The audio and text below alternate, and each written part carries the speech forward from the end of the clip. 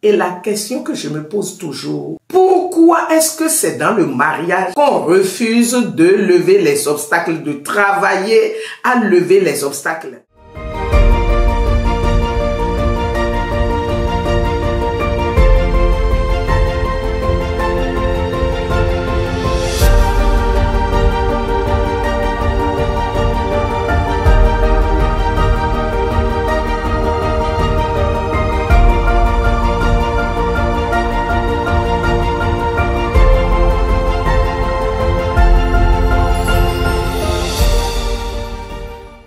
Bonjour, bonsoir, chers amis internautes. Je suis très contente et vous n'imaginez pas, ma joie est immense de vous retrouver encore au début d'un nouveau mois. J'espère que vous avez bien commencé le mois de septembre. Et en tout cas, je vous souhaite ce mois, un mois fructueux, un mois de témoignage, un mois d'accomplissement et de succès. Alors, j'aimerais parler d'un sujet qui, j'espère, va balayer vos frustrations dans le mariage, va balayer également vos hésitations ou vos inquiétudes à vous engager dans une relation de couple. Ce sujet, c'est les 7 principes de l'excellence dans le mariage. Parce que je ne cesserai jamais de vous le dire. Lorsque vous aspirez au succès dans un domaine ou à l'excellence dans un domaine, vous voulez émerger dans un domaine, vous êtes obligé d'aller chercher les principes et les pratiques de ce domaine et y travailler, élaborer vos objectifs et votre plan d'action à mettre en œuvre. C'est comme ça que ça marche. Alors, j'espère que cette petite introduction, alors, vous réjouit déjà. Toi qui dis en toi-même, vraiment je regrette d'être marié. Toi qui dis, vraiment, je veux sortir de ce mariage pour me marier à nouveau. Je veux divorcer. Ce que tu ne sais pas, est-ce que tu as jamais vu une personne cousue de qualité seulement? Ça n'existe pas. Parmi les femmes, parmi les hommes, ça n'existe pas. Le mariage, on y travaille. On y travaille, on se prépare pour où on est déjà dans le mariage. On y travaille. Le mariage, c'est beaucoup de travail. Je veux dire une vérité. Le mariage tel que Dieu l'a conçu, parce qu'il en est l'inventeur, c'est un projet vraiment holistique. Je veux dire un projet qui fait appel à des compétences, à du savoir-faire, à du savoir-être et qui demande des efforts constants. Dans quel domaine est-ce que vous avez vu? Est-ce que c'est dans le domaine professionnel? Est-ce que c'est dans le domaine social? Dans quel autre domaine? Ou dans la vie associative? Ou à l'église? Ou entre les amis? Ou dans le domaine de la grande famille? Dans quel domaine est-ce que vous avez vu qu'il n'y a pas de défi? Et la question que je me pose toujours, pourquoi est-ce que c'est dans le mariage qu'on refuse de lever les obstacles, de travailler à lever les obstacles? On veut tout rose, on veut tout. Non, le mariage aussi a besoin d'efforts.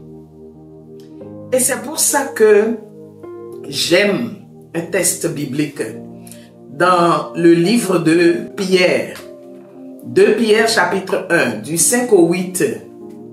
À cause de cela même, vous devez joindre à la foi la piété, à la piété, la tempérance, à la tempérance, la patience, etc. Le mariage, malgré la foi avec laquelle on y rentre, on doit travailler. On doit travailler. Ce qui va, on remercie Dieu et on maintient ça. on prend ça pour acquis, on y travaille. Mais ce qui ne va pas, on doit travailler à trouver les solutions, à trouver les réponses. Je dis ça pour vous encourager. Alors, les principes, il y en a 7 que Excellence Conjugale retient. Non pas parce qu'on ne peut pas trouver plus ou moins, mais Excellence Conjugale a choisi ces 7 parce que Excellence Conjugale estime que c'est les fondamentaux. Si déjà on peut connaître la pensée de Dieu par rapport à ces 7 principes et savoir comment manifester, les manifester dans la pratique, c'est déjà bon. On pourra piloter un mariage à succès. Alors, le premier principe, c'est l'amour. Le deuxième, le leadership. Le troisième, la soumission. Le quatrième, la gestion. Le cinquième, la communication. Le sixième principe, c'est la sexualité. Le septième, la spiritualité. Voilà comment est-ce que nous pensons à Excellence Conjugale, qu'on doit connaître ces principes. Au bas mot, on doit y travailler. Alors, le principe de l'amour, vous en doutez bien, on ne peut que se référer à Dieu.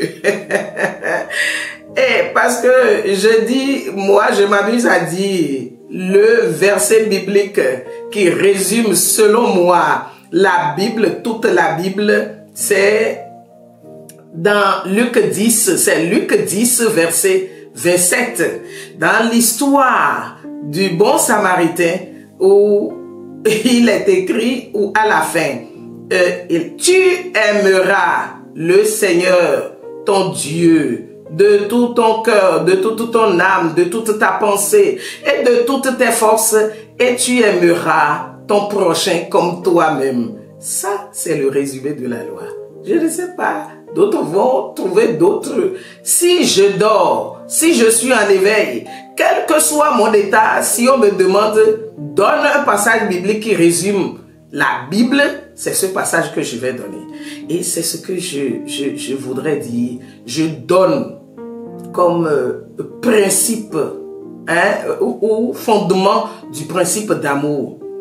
Et je dis, ce sont les hommes qui sont le plus interpellés. Parce que quand vous rentrez dans les textes bibliques qui parlent du mariage, Éphésiens 5, des versets 23 au 33, quand vous méditez ça, les attentes de Dieu dans le mariage ont été clairement spécifiées. Et les hommes doivent aimer leurs femmes exactement comme Christ aime l'Église. Christ aime l'Église, aime l'humanité. Dieu aime l'humanité jusqu'à mourir pour l'humanité. Est-ce que les hommes mariés entrent dans le mariage avec la pleine conscience que c'est ce qui les attend? Aimer sa femme comme soi-même. Et je dis, c'est ce que le mari donne pour avoir le respect, la soumission de sa femme. Et je viens au principe du leadership. Alors, Dieu est le grand leader, et Jésus-Christ est sous Dieu, et Dieu a fait chef les hommes. Je dis, tous les hommes mariés, ils ont un chapeau spirituel qu'on ne voit pas avec les yeux, mais ce chapeau est là. Dieu leur a donné ce chapeau, et la société leur a conféré ça aussi.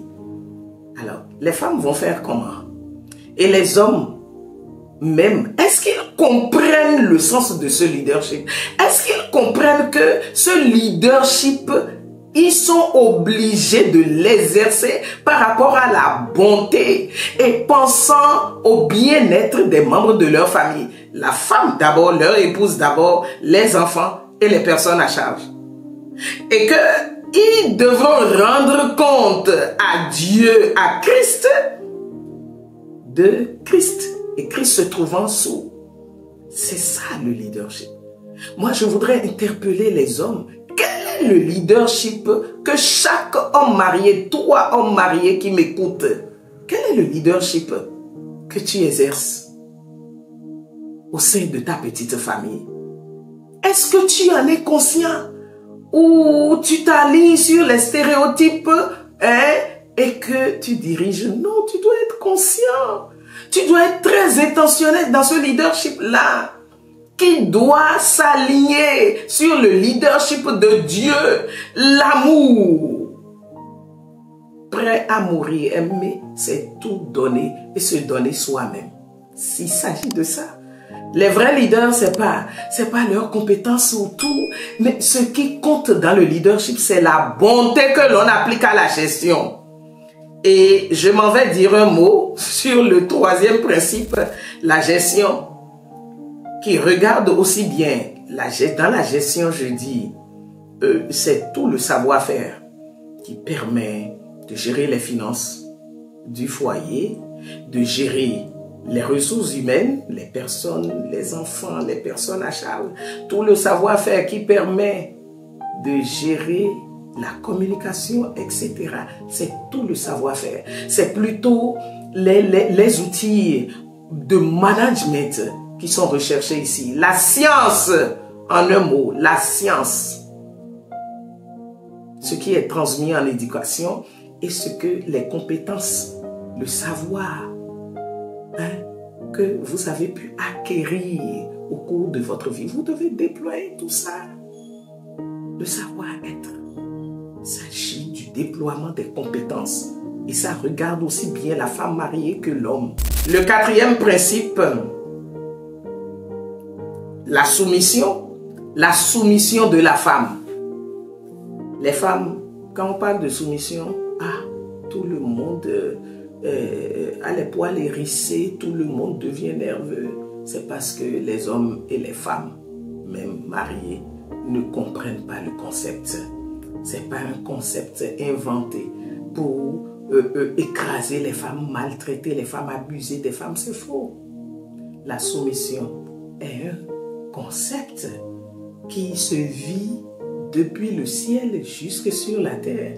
Et si vous avez fait attention, chères femmes, vous voyez, la soumission est un concept qui se retrouve partout dans nos rapports avec notre employeur, dans nos rapports avec le chef de famille, dans nos rapports avec le chef de quartier, dans nos rapports où partout il y a une autorité. Je veux que nous dépassionnons le débat autour de la soumission de la femme et que les femmes aillent au cœur de la soumission pour comprendre que la soumission c'est le vrai pouvoir de la femme. Ce ne sont pas les diplômes, la position sociale et les biens matériels ou le pouvoir financier. Non, on peut faire 30 ans, 50 ans, 70 ans dans un mariage sans jamais posséder son mariage.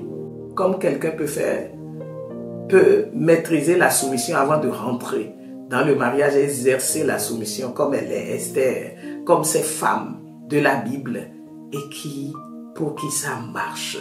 Le vrai pouvoir de la femme, c'est la soumission. Il est temps qu'on laisse les polémiques, chères femmes, et qu'on retourne à l'essentiel.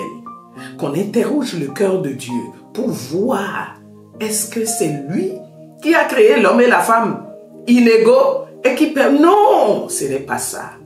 La soumission, c'est le vrai pouvoir de la femme qui lui permet de jouir de son mariage et de posséder son mariage. Le principe de la communication. 5. La communication. Il faut apprendre à répondre au lieu de réagir. C'est ça qui gâte tout. On réagit. Il faut comprendre que la communication, c'est le verbal et le non-verbal.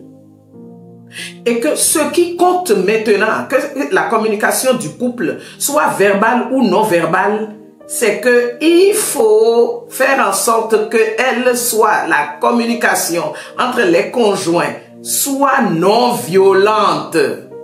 La Bible dit, ça me vient à l'esprit, qu'une réponse douce calme la fureur. On désarme un mari ou une femme qui est énervé, qui est peut-être par la qualité de la réponse qu'on lui donne. Et je dis, lorsqu'il y a des sujets brûlants, il faut se préparer avant d'aller communiquer. à qui est-ce que je parle? Qu'est-ce que je veux dire? Quoi? Quand est-ce que je dois le dire? Le temps psychologique du récepteur. Et puis, comment? Quelle est la stratégie? Je dois beaucoup parler, peu, etc. Je dois aller droit au but et c'est bon d'aller droit au but. Et nous venons à la sexualité. Moi, je dis, les femmes, bon, quand on est fâché, il y a des hommes, hein, problème de sexualité, c'est autant. Il faut être à l'écoute l'un de l'autre parce que si on ne trouve pas son compte dans cette affaire-là, et il ne faut pas que ça dure. Et il faut aller taper aux portes pour s'instruire, pour connaître. Hein? Il faut se laisser aller à ses pulsions au lieu de faire preuve de pudeur. C'est pas dans... Non. C'est-à-dire, lorsque vous avez votre visa pour vivre une sexualité épanouie, je ne vois pas pourquoi le mariage est votre visa pour vivre une sexualité vraiment épanouie. Et la sexualité est un des piliers du mariage. Pilier. Dans nos cultures, dans le monde entier, je ne crois pas que ce soit en Afrique seulement, ne dit-on pas que il faut gérer les hommes avec la nourriture et puis le sexe? Ne dit-on pas aussi que les plus grands compromis, ou oui, lorsqu'il y a des accords, les plus grands compromis ou les plus grandes crises se résolvent au moment... Pourquoi on dit... En tout cas, nous, on est en Afrique. En Afrique, on dit... on arrache les plus grandes choses aux hommes. Oui, au bord du lit. Parce que la sagesse veut qu'on ne dise pas plus. C'est ça. Et il y a des expériences mathématiques quand on applique ces principes-là. Le principe de la spiritualité. Moi, je dis, qui est-ce que les couples ont d'autre que celui qui a le concept du mariage, qui a inventé le concept? C'est Dieu. Je n'ai vu personne ayant réclamé la paternité du mariage. C'est Dieu qui est l'auteur des mariages. Et on est obligé de développer une spiritualité profonde, comme le savent les chrétiens matures, les chrétiens éclairés, qui parlent d'intimité avec Dieu. Oui, Dieu c'est le Père de tous, la grâce est là, disponible, mais il faut s'approprier Dieu. Il faut pouvoir dire c'est mon papa et se rapprocher de lui. La Bible est là, les livres saints sont là. Je ne veux pas parler pour les chrétiens seulement et que les autres religions, les gens soient jaloux, mais tout le monde, quiconque a compris que ce qui compte, ce n'est pas la religion, ce qui compte c'est la relation. Quiconque a compris ça peut aller en profondeur avec Dieu, en eau profonde avec Dieu. Et les plus gros problèmes de la vie en général se résolvent dans l'intimité. Et lorsque vous savez porter les besoins de votre famille devant Dieu dans l'intimité, vous aurez des résultats extraordinaires. Les solutions, Dieu a solution à tout. C'est nous les humains qui sommes limités. Et à des moments donnés, on n'a pas besoin, c'est-à-dire le vrai conseiller, l'admirable conseiller, c'est un des noms de Dieu. Voilà, je crois que j'ai accouché de ce que je voulais dire. Je n'avais pas l'intention que cette vidéo dure, mais j'espère, je n'ai pas tout dit non plus, mais c'est un avant-goût. C'est quelques mots pour provoquer en vous, comme nous aimons à le dire, le déclic du changement, pour vous pousser à aller vers la source pour fouiller ces concepts-là et en tirer le meilleur profit pour que vos mariages respirent, soient restaurés, parce que les prières seules, sans les actes, ne vous donneront pas les résultats que vous escomptez.